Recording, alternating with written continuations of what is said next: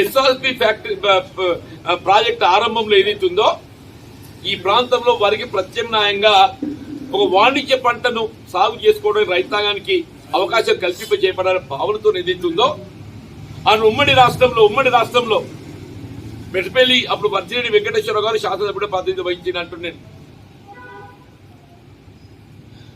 మెట్పల్లి మల్లాపూర్లో చక్కెర కర్మాగారాన్ని ఏర్పాటు చేసింది కాంగ్రెస్ పార్టీ.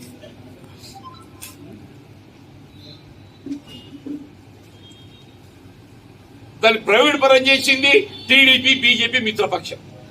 ఇంకా అప్పుడప్పుడు ఆయన కూడా మాట్లాడతాడు మిత్రుడు అరవింద్ గారు, ఆయనకు అది కూడా చేయాలంటూ నేను. It was privatised. ఏ 51% వాటా అమ్మకాన్ని పెట్టడం జరిగిందో ఇలా నిజాం చక్కెర కర్మాగారాలకు సంబంధించి ఏ 2001-2లో 51% వాటా అమ్మకాన్ని పెట్టడం జరిగిందో ఆ ఉమ్మడి రాష్ట్రంలో అధికారంలో ఉన్నది తెలుగుదేశం పార్టీ బీజేపీ మిత్రపక్షం. వెండిపల్లికి వెళ్ళేది బీజేపీ ఎమ్మెల్యే ప్రాతినిధ్యం వహిస్తుండే వెంకటరమణారెడ్డి ఉరఫ్ దాము. కరీంనగర్ పార్లమెంట్ నియోజకవర్గం అన్నాడు. ఈ ప్రాంతం అంతా కరీంనగర్ పార్లమెంటరీ నియోజకవర్గం ఉండేనే. కరీంనగర్ పార్లమెంట్ నియోజకవర్గాన్ని మిత్రుడు విద్యాసాగర్ రావు గారు మంత్రిగా బాధ్యత నిర్వర్తిస్తుండే. సిహెచ్ విద్యాసాగర్ రావు గారు పార్లమెంట్ సభ్యుడిగా, వెంకటరమణారెడ్డి గారు శాసనసభ్యుడిగా ప్రాతినిధ్యం వహిస్తున్న నాడు బీజేపీ మద్దతుతో మిత్రపక్షం కొనసాగుతున్న తెలుగుదేశం పార్టీ 51% వాటా అమ్మకాన్ని పెడితే కొన్నోడెవడు? Gokaraju Gangaraju BJP MP. కొన్నోడెవడు? Gokaraju Gangaraju BJP MP. కొన్నోడు కూడా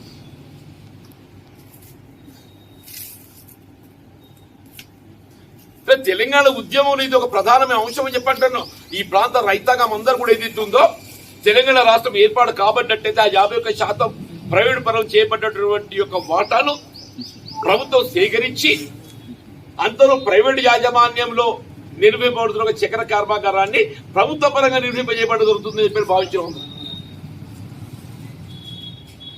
అదిగో ఇదిగో 2015లో ఏదైతుందో ఆ ఎంపీ కవిత గారు మరి దుర్సాన్ని మరి ఆమె ఏం ఆలోచన వచ్చింది ఏదో మాకు తెలియదు కానీ ముఖ్యమంత్రి గారి తనయ ఈ ప్రాంతానికి పార్లమెంట్ సభ్యురాలు అన్నాడు.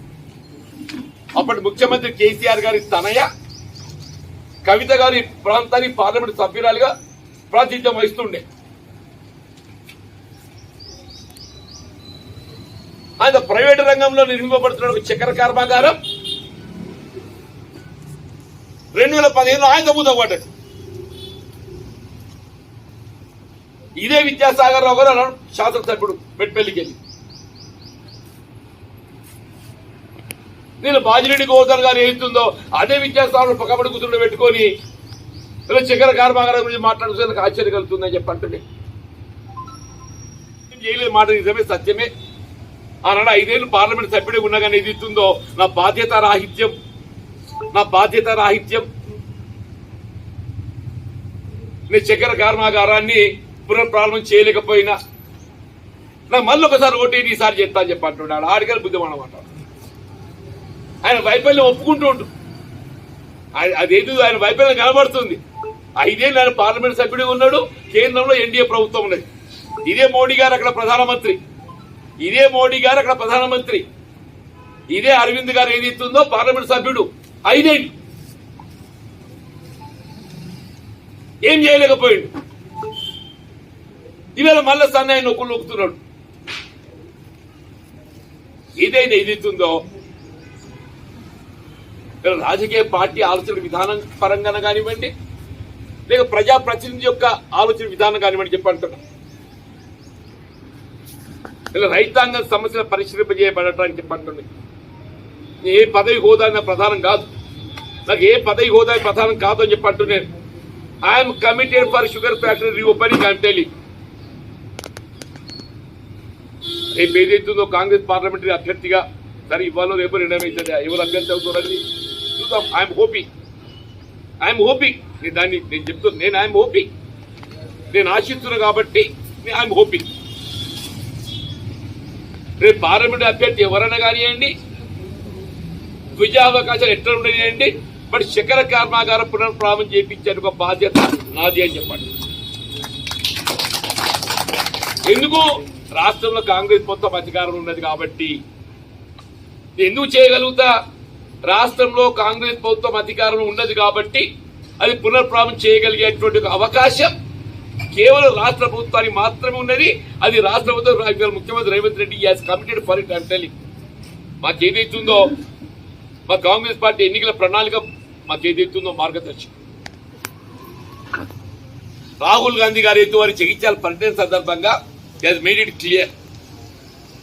రాహుల్ గాంధీ గారు జగిత్యాల పర్యటన సందర్భంగా మేడ్ ఇట్ క్లియర్. దాన్ని నేనే తర్జుమా చేసింది. ఎందుకంటే ఆయన చెప్పింది ఏదైతుందో రైతాంగానికి చేరవేయాలన్నట్టు భావనతో ఆయన అవకాశం నాకు ఇచ్చింది, తర్జుమా చేసే అవకాశం. నేనే తర్జుమా చేసి రైతాంగం చేరవేసిన. చక్కెర కర్మాగారం పునఃప్రారంభమే కాదు, దాంతో పాటుగా ఇలా పంటల సాగుకు అవసరమైనటువంటి ఒక పెట్టుబడుల సమకూర్పే కాదు, మద్దతు